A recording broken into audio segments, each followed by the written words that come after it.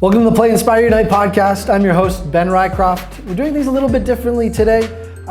We've been lately speaking to speakers at our Ontario Soccer Summit, February 21st to 23rd at Redeemer University. If you haven't got your tickets already, get them now. January 29th, those tickets go up. But today, we're doing more of a State of the Union address. We're going to be speaking with Peter Augruso, President of Ontario Soccer and the Chair of the Board of Directors, someone who you're just as likely to see in a suit in the boardroom as you are on the sidelines volunteering at an Ontario Cup. He's joining us today via Skype from his home in Thunder Bay. Peter, welcome. Thank you, Ben. Glad to be here. As well, we're joined by Ontario Soccer's Chief Executive Officer, Johnny Misley, to speak all things Ontario Soccer. Johnny, welcome as well. Hello, Ben. Always a pleasure to be here. Gentlemen, there's lots to get to today. We're going to look back on 2019 as well as touch on some things that are coming up in 2020, give people a larger perspective as to what's coming down the pipe.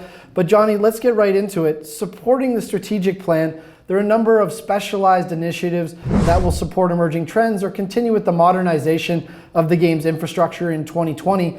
Why don't you touch on those and give us a preview of what's coming down the pipe? Sure, Ben. Working closely with the board of directors and our membership, we've always designed our strategic plans to really focus on no more than 12 strategic initiatives. That way we can spend the term of the plan to stay really focused on initiatives that are going to have impact over the term of the plan. Mm-hmm. So I'm going to highlight just 4 of them just as an example of the 12. One of them that we think is very, very important is designing a provincial futsal strategy. And we at Ontario Soccer in the past have we've been running futsal as the official FIFA indoor game, but we really have not put the resources behind it to really make an impact. Mm-hmm. So working with a working group we've put together, engaging stakeholders, we're looking at designing a provincial futsal strategy so that we can look at the development of a competition model that's better than what we currently have right now. Developing of coaching and education of coaches around the area of futsal, right, and also the education and training of match officials in the area of futsal itself, so that we can develop players and those players can play for our national team in official FIFA international events in the area of futsal. So that's an important one which I think is going to resonate well with membership over time. A second area, and probably a really, really important area, unlike previous strategic plans, is the area of grassroots soccer. And the 2 areas that we're focusing is that working closely with Canada Soccer, we are working on these grassroots standards that are going to be recommended standards that have been built in alignment with Canada Soccer's direction under the leadership of Jason DeVos, the Director of Soccer Development at Canada Soccer. And in the past, we've had our own provincial standards that have been mandatory, and we've been implementing them following the principles of long-term player development with grassroots ages, U12 and under. And now we're going to move to approach to align ourselves with Canada Soccer to make these recommended standards to ensure that there's proper development that is age-appropriate development. And we're going to spend more time on the education, working with our membership to continue with the principles of long-term player development with recommended standards. The other aspect of that is also a project that we're working very closely with under Peter's leadership with our board, and that is looking at player registration and retention. It's no surprise, it's common amongst youth sports across our country and also across North America that right now there's a decrease in registration participation for various reasons. And what we're doing in soccer and in Ontario is specifically looking at why that's happening. And we just finished doing a 6-month surveying of our stakeholders to find out why registration is changing and going in a direction that we're not too pleased with, in that there's a decline, and finding out the reasons behind that.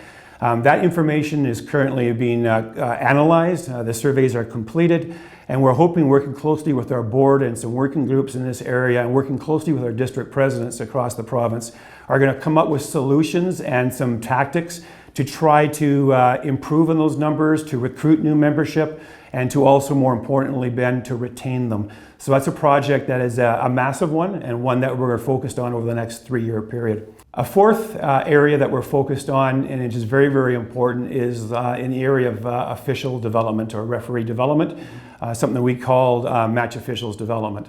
And working closely with our match officials development committee, we're spearheading a project called LTOD, Long-Term Officiating Development. And it's a program that we've started in the last couple years, but thanks to funding through the Ontario Trillium Foundation, we're able to have some grant money that can take what was going to be an 8-year plan to make it a very comprehensive 3-year plan. And we're starting in year 1 right now to fully implement this program. And it's looking at servicing a much in the past ignored area, and that's match officials development in our province, and truly come up with a strategy that's been built by our match officiating development committee, and working closely with our 21 districts, looking at ways in which we can develop match officials who have the same aspiration, goals, and dreams as athletes do, and creating a program to be able to develop them through the system in the same way that long-term player development has done for the athlete, the player, and for the coach as well. So that's a project that's going to really, we feel, have vast improvement across our province, and ones that we think that's going to help really improve the quality of soccer in this province. That's really interesting. It's highly specialized in certain areas and also very broad in others and touching across the sport. I want to shift gears a little bit though and touch on some of the governance side of things where Peter is more the expert in this space. Peter, this is your first full year as president, having served on the board and volunteered since 2013. From a governance perspective, we've been through 2 election cycles now under the new board structure and a 3rd coming up the middle of this year. I wonder if you can provide us some insight as the chair of the board. What are some of the strengths of this new board and how are things different? Sure, Ben. I think the biggest one is these are folks that have put their hands up and said, I want to serve the membership, so they're motivated and they have an interest in serving the membership. Board work is hard work. Many people might disagree with me, but there's endless meetings and discussions, and there's delicate and challenging decisions to be made by the board. Our board, the new board, brings specific competencies and functional expertise to the table in accounting, human resources, law, government. So it's always nice to have a discussion around the boardroom table when we have experts that can say, yes, you're right. However, given this, we're not able to implement that. So we reconsider and make a decision that's going to benefit the entire membership. So I think it's important to know that they want to be there, and that collectively their wisdom and their expertise and experience is valued. And we really look forward to having those board discussions and those meetings. And it's also the new structure set up a geographical representation and we have 5 regional directors. So that's important that we know what's happening within the regional boundaries of this province. And they bring that unique perspective to the board as well, so we continue to be tied into the districts. The other thing I think is interesting about this board is like they're all fans of soccer too. I mean, David Miller, for one, you can see at every Toronto FC game, and he's as big a fanatic as there is. And that's fantastic because not only are they bringing that competency that exists on this current board structure, but they're also fans of the game as well, Peter. Absolutely. Each and every single member of the board of directors had an involvement in the game, either had played, coached, refereed, officiated, or been a manager with a team. So each and every one has a direct connection as well. And that was one of the things we were concerned about when we went to the new competency-based board, was that we might lose a little bit of that. But that certainly has not been the case with our current board. And that passion is going to be so important as we head towards 2026, Johnny. I'd like to take a look at that period now that we're in the lead up to this. We call it the window of opportunity. A chance to begin to develop legacy projects that will allow members to feel part of 2026 in the lead up. And for those efforts to have long-lasting effects after the World Cup has blown its final whistle. Speak to that a little bit, what's coming there? Well, it's a very appropriate use the word window of opportunity, because in our generation, this is going to be a once-in-a-lifetime opportunity for us to really, Ben, engage our soccer community from every corner of this province to help celebrate and promote soccer with the 2026 FIFA World Cup coming to Canada, US, and Mexico. While the details of the exact details on events, specific information hasn't come yet from Canada Soccer through FIFA, but we're definitely right now, and it's also included in our strategic plan, are currently working on a bit of a marketing plan in which we can engage all the communities in Ontario to exactly do what I just said, to celebrate and to promote the game, so that after the event is actually done, and they've moved on. The legacy piece will be, how can we turn that marquee event into recruiting new players to the game, new referees to the game, new administrators to the game, and new coaches to the game. So we're coming up with some event type planning around the event to make sure we can engage communities, they can feel a part of it, no matter where they are in Ontario. Yeah, it's not just the upswing towards the actual event and the competition on the field. It's the upswing that includes all of those individuals that you just mentioned, coaches, match officials, administrators, everybody who's involved around the game can be part of that upswing. And then the lasting effect after that is so important as well. Peter, I want to keep bouncing back and forth between the two of you now. As a result of the board governance modernization, the District President's Forum, some of our most informed members, people who are most passionate about the game, was established and made up of the 21 leaders from the Ontario District Associations. They play an important role in advising the Board of Directors, helping to sort of guide us in the ways of the sport, and the CEO on all matters related to the game in this province. Please share a little bit about how that process works and some of the successes that we've had come out of that forum so far. Well, I think it's pivotal to realize the District President's Forum is the connection to the grassroots and to the communities that we service. So their interaction with us is critical. They wanted to play a role that said, we want to be involved in anything related to the game, whether that's a number of players, how we do transfers, this, that, or the other thing. So that's what their expertise is. That's what they wanted to be involved in. And we set the District President's Forum up to do that. Now, it has 21 members. And we got a lot of diverse opinions about different things, but the discussions are always positive. There's not a negative tone to the group. But what we're learning is we need to tweak it a little bit. When we set up the new governance with the district presidents, we had a certain vision in mind, and I was part of that group, as well as some other district presidents. And we knew we were going to have to tweak it. So this year, I think you'll see some tweaks with the district presidents forum, just to make it a little more easily run and more effective in terms of the feedback from the group to the CEO and to myself and the board. I think we lost a bit of a connection there, so we're going to set up some meetings at the AGM, prior to the AGM, with the District President's Forum and the board collectively, so we can start interacting a little bit more and not be so separated. But some of the successes Johnny talked about earlier, the player retention and recruitment strategy, that information is currently being collated, and that will be shared with the District President's Forum for their insights, as well as our own board. Collectively, the District President's Forum and the Board of Directors will then move forward with a paper on how we can improve player retention and recruitment in this province. What Johnny failed to mention in his little piece there was we didn't just survey the membership. We also surveyed those areas like faith-based leagues that are currently operating soccer programs and are not part of Ontario soccer. We want to know why. We want to know what we can offer them to ensure that we are in one happy soccer family moving forward to 2026. Nothing would serve us more and nothing would make me prouder than having a bunch of our Ontario players playing on that men's World Cup team in 2026. So I think there's a lot more to do with respect to the District President's Forum, but right now we're just finding our legs and we're finding that we've got some solid foundation to build a better District President's Forum to help Ontario soccer move forward.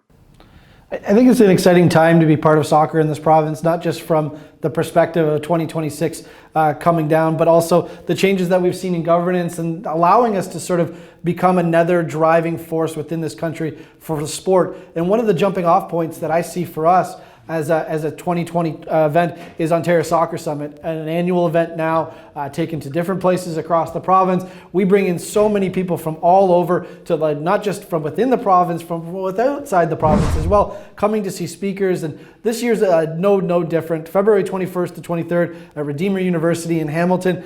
Johnny, I wonder if you can share some of your thoughts about how this event has grown over the years and some of the insight that you expect with the 2020 program lineup now out. Yeah, boy, this event has really grown, Ben, as you are well aware, since our inaugural summit event we ran in 2016 at the University of Guelph. I think at that time we had sort of attracted about 320 delegates to the event, and now we're well over 500, pushing 600-700 people coming to the event. And that just goes to show you the interest, the desire for and thirst for knowledge of our membership. But more importantly, the types of speakers and presenters that we've been able to attract since that time, from not just within Canada or North America, but even internationally. And the 2020 event is been billed to be even better than last year's event. And the one we had last year in London, co-hosted with the Elgin Middlesex Soccer Association, was definitely so far rated as the best event. So this one's going to be even better. We have been able to attract as a headline keynote speaker, and he's going to speak on Friday night, is Victor Motagliani. And Mr. Motagliani is no stranger to domestic soccer here in our country. He was the former president of Canada Soccer, and under his leadership helped build the CPL as we currently have right now, and to bring also 2026 events of the World Cup to Canada, Mexico, and the United States. He's going to kick things off, and now in his new role as president of CONCACAF and vice president of FIFA, he's going to help take soccer at an international level and speak to it, but also bring it right down to the community level here in Canada and talk about the evolution and the future direction of this game, both domestically as well as internationally. So he'll be a great speaker on the Friday night. We also have, right after Mr. Motagliani speaks, Dr. Norm O'Reilly from the Guelph University Sports Business Institute. And he's a very well-renowned international expert as a PhD researcher and also practitioner in the area of the business of sport. And he's spent a lot of time studying the business of soccer worldwide. And he's going to have a great keynote presentation on the game globally as well as domestically here in our country, and bring it right even down to the community level to see how, just on a magnitude scale, how big soccer is from a business perspective internationally as well as domestically. The Saturday's agenda, we're going to see a panel put together of some experts. They're going to speak to the impact of 2026, both from a sport development standpoint as well as a business standpoint. And that's going to be very exciting as well. We also have on Sunday another keynote speaker coming in, which is Kelly Mermitz. And Kelly is the former CEO and president of Tennis Canada, also the former president of Participation. And it's really her work that she did at Tennis Canada that has put tennis domestically and now internationally on the map with the success of the talent that's been driven out through their programs. And she's going to help share with all the delegates who are attending the event just on what it takes to be a leader and develop a sport organization that's producing talent, not only on the field of play or in the tennis court in this case, but also off the tennis court with respect to the business itself. So it should be a fascinating speaker to also take in as well. We also have a panel I'm looking forward to on safe sport. Ben, the whole area of the protection of athletes is so important and so much integral into what we do as sports organizations, and unfortunately has been in the headlines and media for the wrong reasons. So we have a panel of experts from varying fields that are going to speak to the safety of the athlete and what kind of programming we'll be doing within soccer to protect the well-being of athletes, to make sure that they're in a safe place in performing their particular sport within our province as well. So this is just a bit of a feature look at the type of speakers that we're going to have coming and where the event has really drawn to now. So Redeemer University, February 21 to 23 in Hamilton is the place to be, and we're looking forward to setting record numbers this year with attendance. OntarioSoccer.net to get your tickets. It's a great pitch, Johnny. Thank you, making my job very easy. A couple other names I'll throw in there. Chris Vanderhagen, head of Belgian FA coaching, which if you know anything about Belgium and the success that they've had, they went from 66 in the world to #1. Having his insights here is going to be invaluable. Willie McNabb from Celtic. There's a whole host of other names that I could list today, but fantastic lineup again, really showing that we're benchmarking year over year over year for more and greater success.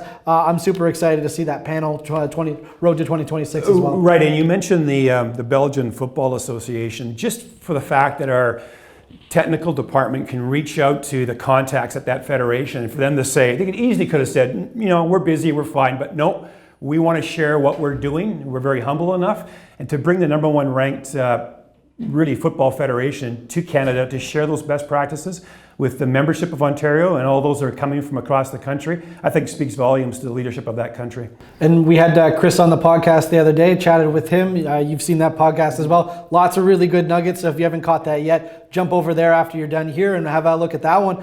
Peter, I want to jump back into the governance and sort of the strategy side of things before we get too carried away about Ontario Soccer Summit.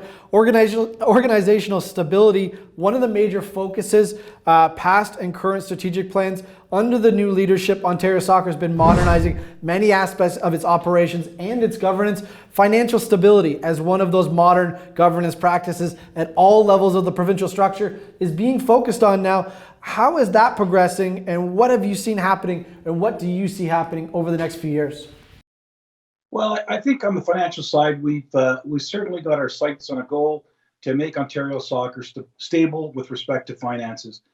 We have a fiscal and a fiduciary responsibility to our membership to ensure that we don't live beyond our means, and we can increase revenues to provide the services and the programs that are needed. We haven't increased membership. These are, registration fees per player for 10 years here, and it's actually constrained us a bit in growing our products and growing our services.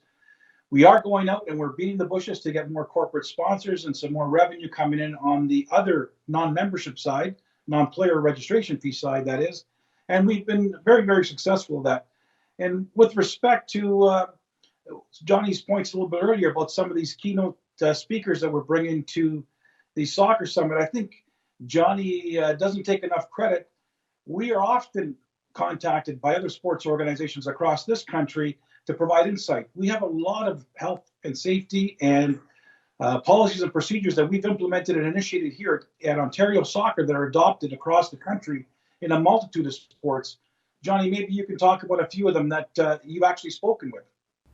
Well, I think one areas, Peter, that we've been approached by is through our partnership with the Canadian Association for the Advancement of Women in Sport, is our soccer strategy around opportunities for women in soccer. And I've been asked to speak at a few conferences on these subjects, and just that's a real compliment not only to the work of CAUSE, but really the work that our staff and our volunteers have done in this area. We're very successful as a sport to attract up to 45% now of our players are female, and now we're working on the infrastructure to help support that mass participation base in areas of coaching, in the areas of refereeing of the game, and also having many women added to and being on boards of clubs and academies at all levels throughout our province. And that's one of the particular areas that we've been enjoyed and flattered to share with the rest of the sporting associations. We touched on a lot of things here today, gentlemen. Awesome conversation, lots to dig into. Anything you want to touch on that we maybe didn't cover that you think people should know about, or just discuss briefly? Yeah, I think, Ben, that one other strategic initiative that membership will be very interested in is and it's been publicly documented already, is the governance modernization of our 21 district associations.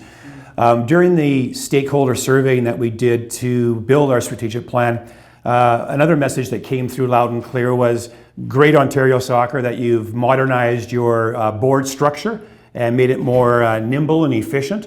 But now the focus should also be on looking at the districts, their role, their function and mandate in 2020 and on versus in the past. So we've put together, the board has put together a working group that consists of board members and district presidents. And we are currently working through this working group on looking at a better way in which districts can be more efficient and effective in 2020 and on. And there's some work that's being done there that eventually will come to the District President's Forum for feedback, as well as the Board of Ontario Soccer, to keep up with the idea of governance modernization is not just at the board level of Ontario Soccer, it's throughout our entire structure in Ontario. And Peter, what about you as well? Do you want to jump on that? Yeah, exactly. I think the opportunity for us will be with engaging the membership. Once we've built whatever model it might look like and get the district presidents to have their input and say, as a formal group of 21, because currently we have some of the presidents sitting on that working group, we'd like to take it out to the membership and do some town halls across the province and get some feedback from the memberships themselves on moving forward. It's a collective effort that we're currently doing, and I think in terms of representing the membership, this is a good way to engage the membership and how they want to be represented and how they want to look at and view Ontario soccer and the districts in the future. Just to transition out of that and sort of end this on a bit of a lighter note, Peter is joining us today from his home in Thunder Bay. Obviously, challenges exist within Thunder Bay and the northern districts, which is something that Ontario is certainly looking at and how we manage it in our game going forward. Peter, maybe you just give us a poke outside your door and show us what kind of weather you have today as an example of what it's like in the northern districts at the moment. Sure, I'll do that in a moment. Just to show you the amount of snow we have now, there's probably 2 feet there on the deck. You can see that. And with all that snow, of course, it sticks around for a bit. So we're not able to get on the soccer fields until the latter part of March at the earliest. And then we'll have run a couple of months, and recreational soccer is pretty much over. So they run 8 weeks. But those are only some of the small challenges. The bigger challenges are the geography and the competition. Teams from Thunder Bay, for example, will travel to Winnipeg and play in the Winnipeg League because there is no competition locally. The city's just not big enough. And Sault Ste. Marie to our east is about a 750-kilometer trek. So it is a little bit difficult. Although I must say, now being president of Ontario Soccer, there are many challenges across the province that are similar with respect to geography and travel. Even in the GTA, the travel may not be that lengthy in terms of kilometers, but standing still in that 401 traffic has got to be a killer. Johnny, I wonder if you can jump on that as well and just identify some of the work that we're doing operationally to identify some of the issues that Peter alluded to, as well as across the province. Yeah, well, as Peter so well demonstrated, the weather and geography in the north certainly separates from the rest of the province when it comes to that. But, when we did our stakeholder surveying, when we were building the data points that we needed to look at to build a new strategic plan, one of the themes that came through from membership was that in the north, there's uniqueness that's up there that's different than the places in southern Ontario, and Peter just alluded to a few of those things. So we've created, through our new strategic plan initiative, one item called Project North, and we've been pleased that in the last 3 or 4 months, we've spent some time working closely visiting as well as surveying the membership in our 5 northern districts. And we've created a position paper looking at how we can service the north in a unique way, given their challenges. And hopefully there'll be some positive things that'll come out of that will help them grow and know that they can develop that our sport in those communities across the north. They've got challenges up there also, the schools that are closing. Registration is decreasing more so than down here. And those are real eye-opening moments up there. So we want to make sure that we are servicing them the best way that we can. And we're looking forward to working closely with those northern districts. That's going to wrap it up for us today. Thank you to Peter for joining us, Johnny as well. Lots of really good nuggets for our membership to dig in on. I could see this becoming a regular thing. Maybe we do this once a year, get together, have a little chat about what's coming down the pipe. If you like what we do here, drop a like on this video as well as subscribe to the channel on YouTube. All sorts of good content from coaching to match officials to stuff like this that gives you insights into what's coming down the pipe. So for Peter and Johnny, I'm Ben, as always, reminding you to play, inspire, and unite.